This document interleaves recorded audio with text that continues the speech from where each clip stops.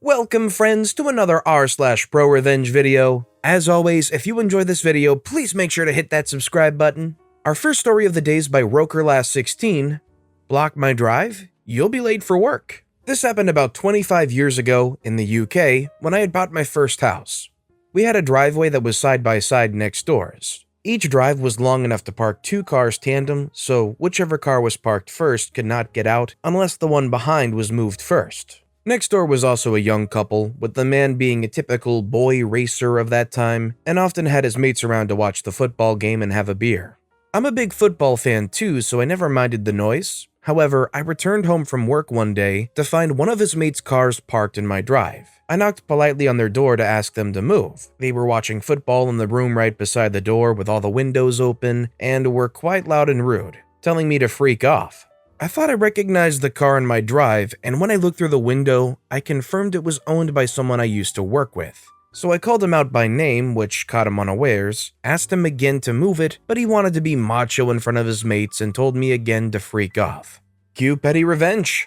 I simply left, parked my car bumper to bumper with his, making it impossible for him to leave in his car. Put my music on and simply waited until I heard their door open about an hour later. It was bliss to hear a few expletives and then a knock on my door asking me to move as he had to leave for work. My simple response was, F off, I'm watching football. He left on foot and came meekly asking for his car the following morning. Obviously, this guy was not understanding the implications of not moving the car and let his macho ego get to him in the midst of all that. If you found yourself in this situation, as soon as they finally did come to ask you to move your car, would you go ahead and move it, or would you give them the taste of their medicine like OP did? I'm watching football right now. Let me know in the comments down below. Our next story is by an anonymous writer, My Revenge on a Wannabe Scammer. A couple years ago at a local mall, I was walking through the parking lot to get inside, and there were some of the mall's carts blocking the way in between parking spots. A guy that was sitting in his car jumped out screaming that I hit his car, even though all I did was pull a cart away to go past. He kept screaming that it will be a hit and run if I walk away.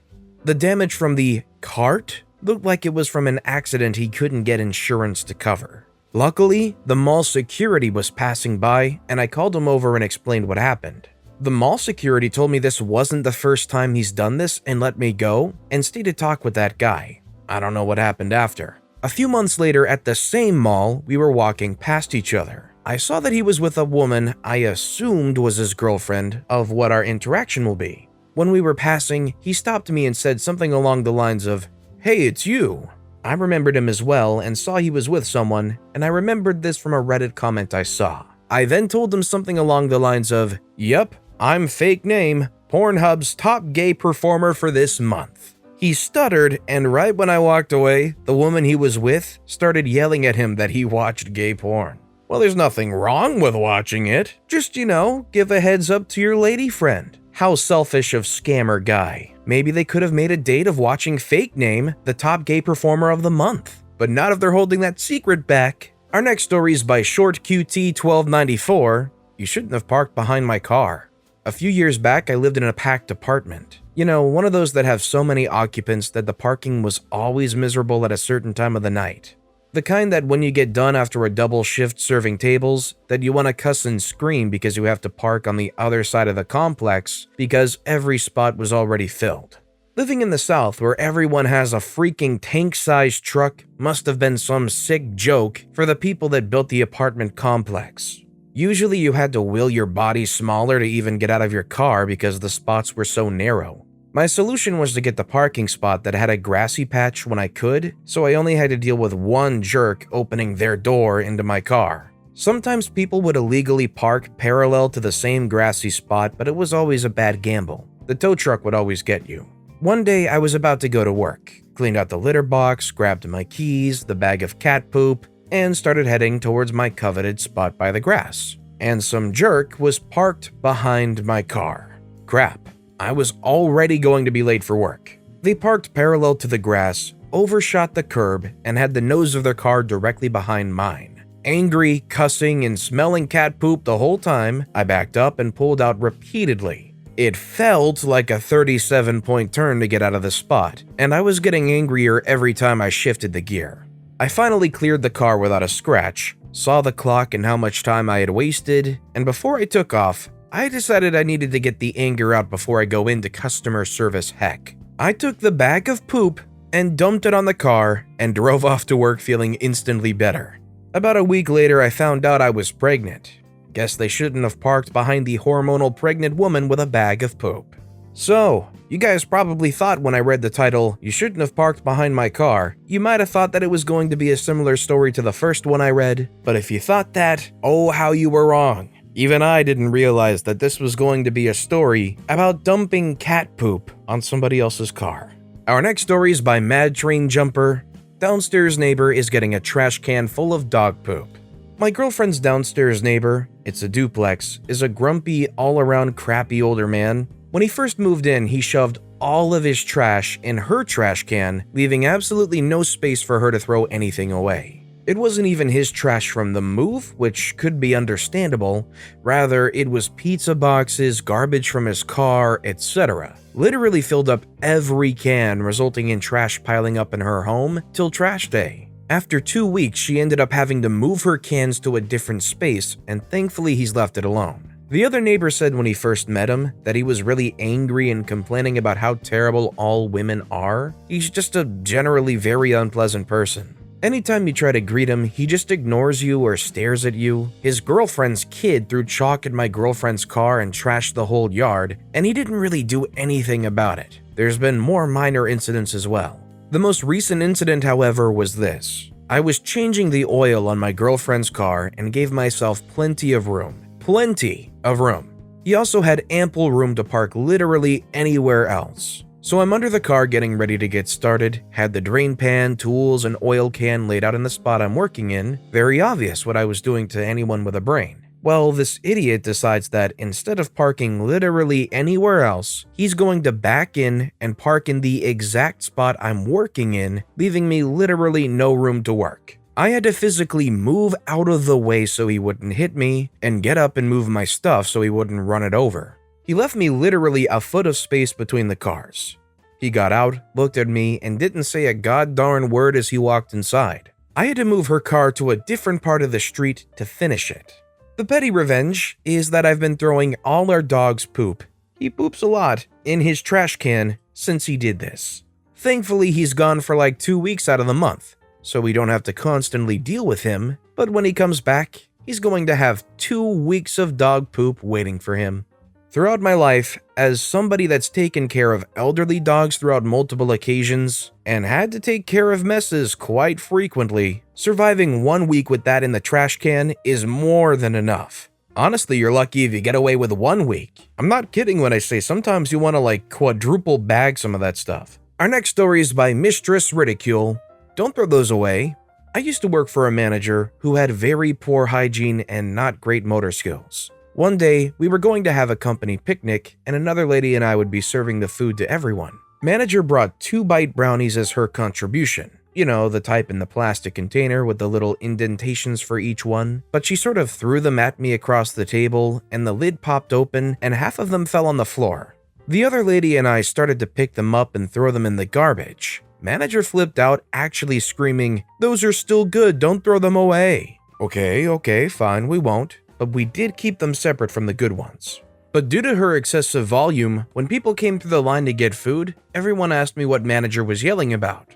These brownies fell on the floor, these brownies did not. Which one would you like? Funny how no one wanted the floor brownies.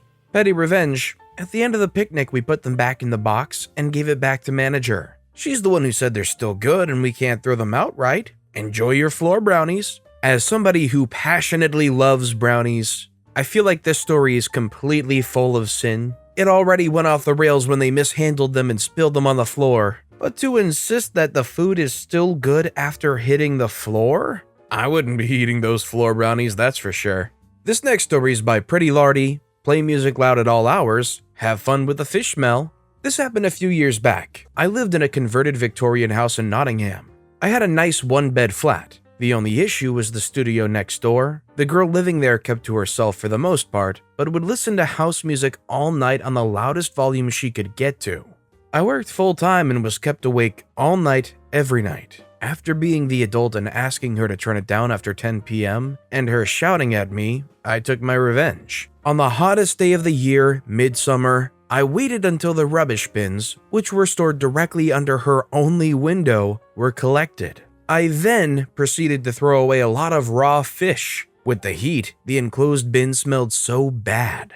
Unfortunately for her, the next bin collection wasn't for another 2 weeks. The satisfaction of her face when she realized there was nothing she could do was worth having to walk past the smell myself every day to get into the building. I think the only downside of this revenge is I don't think it'll ever actually explain or teach them that they shouldn't be listening to that music necessarily. Maybe they can put 2 and 2 together, but honestly, I wouldn't put it past them to not. And our final story of the day is by Strawberry Coven. Don't like your free washing machine? Good luck baking in the dark. This goes over a span of about 4 years, and I'm pretty happy to say the least.